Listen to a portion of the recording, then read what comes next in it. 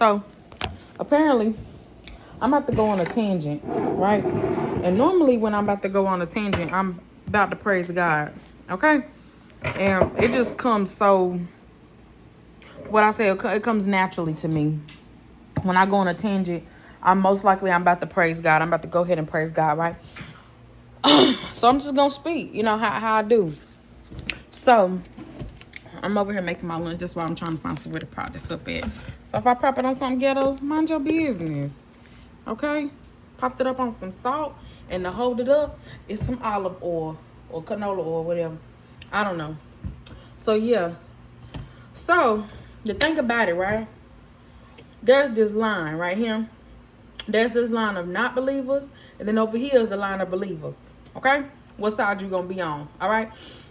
Let's talk about it. Finances. I love to talk about your finances, okay? Because that's always a sticky situation for everybody.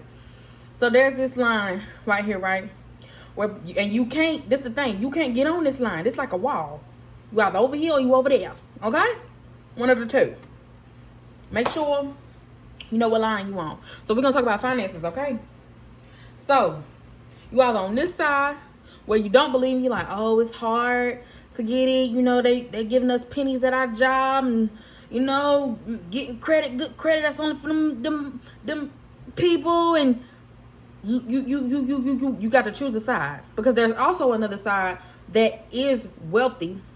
And let me tell you one thing: the Bible does not say that the rich are evil. They don't say that money is the root of all evil. It says the love. Come on, let's not miss out on that. The love of money, because you're idolizing it. The love of money is evil. So, if you're going to quote the Bible, quote it correctly. Okay, let's talk about it. All right, so I believe that's what I'm going to title this. The love of money is the root of all evil. The love of money is the root to all evil, because you cannot serve money and serve God. You cannot serve marijuana and serve God. You cannot serve your phone and serve God. You cannot serve your children and serve God. You cannot serve two masters. You cannot put anything above God and think that you're gonna win in life. That's why people, when they chasing money, they're constantly chasing it, because it's a object that does not have any feeling, and you're chasing it and it's going the other way. So you have to also be careful with your words and what you're saying. So if you're chasing money, obviously it's running away from you, baby, because when you get it, you're so ready to you're already calculating on how it's gonna go out. You know what I'm saying? And there's nothing wrong with budgeting. That's a different story for a different day. But you're already saying, like, everything that you get in, it already go out. You already thinking in that mindset that something's gonna come up that you're gonna have to pay for. Okay. Now budgeting is a different thing, because if you don't if you plan to fail, if you fail to plan, you plan to fail. Okay, let me slow down so I can get my words out correctly. So my thing is, I was just thinking about finances, and I know how a lot of people will sit here and say, oh, it's hard to get good credit, and you have to do this, and you have to do that, and da-da-da-da, and da-da-da. They try to cheat the system, and they try and do this, and they try and do that, and they feel like it's impossible, but it's your mindset. It's your mindset, okay? That's what it is. So, my thing is, the new year starts in spring. Why? Because that's when everything is blooming and blossoming. That's when things are coming back alive. That's when flowers are blooming. That's when the sun is out. That's when you feel good. You want to be out there. You want to be a flower because you ain't got no clothes on. Mind your business. Not me, though. I keep it covered up. But yes. You want to, yeah. That's when things are coming alive and they find their reason and their season and their purpose for life, right?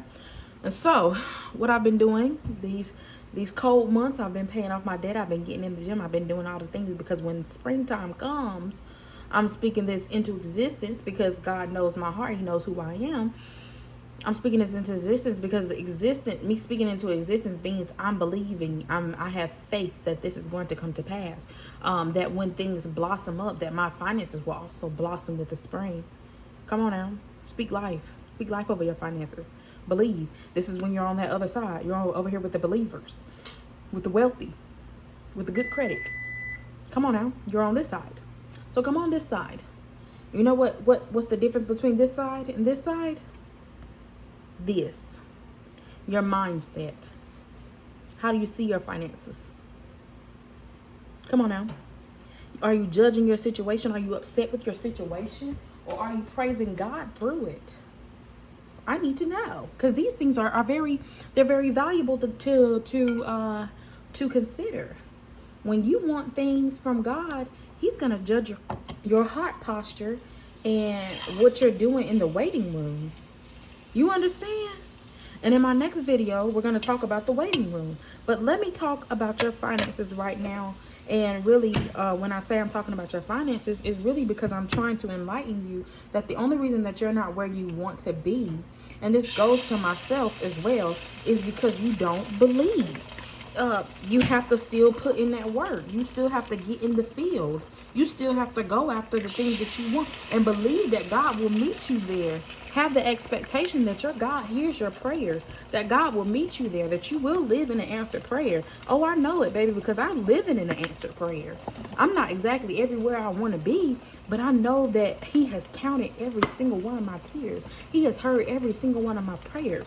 You understand what I'm saying? It may not have came when I thought I wanted it to come, but it came in His timing, and it came perfectly to where He heard every one of my prayers. You understand what I'm saying? I'm literally living in an answered prayer right now as we speak. Multiple, actually. I could talk about that, but I'm not going to do that today. I want to hear in your life, what answered prayers are you living in? So drop your testimonies below and we will talk. If you have any questions, let me know. I'm here to talk. All right? I love you.